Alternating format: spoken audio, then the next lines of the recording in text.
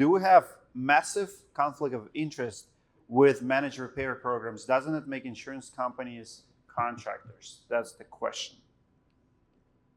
My answer is yes. Thank you. Thank you very much.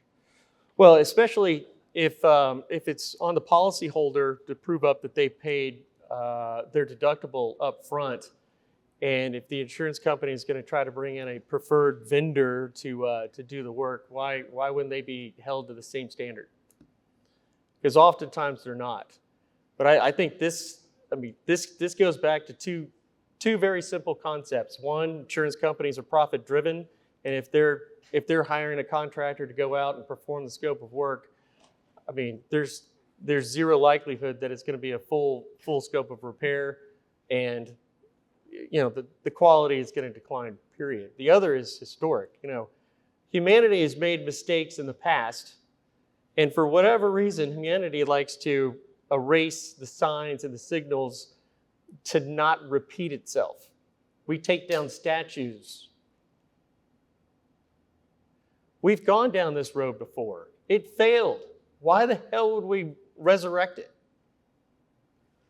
Steve? Once again, every action has a reaction. For 100 and something years, every insurance policy has had a provision that gives the insurance company the right to repair the damage. That's under the standard valuation clause of almost every insurance company, every insurance policy. They can pay the ACV and go home, they can pay the RCV based on the cost of repair, or they can fix the damage. Insurance companies do not want to be contractors. It was seldom ever invoked. They've always had the right, but they didn't do it because they wanted to allow the building owner to choose their own contractor and fix the damage themselves.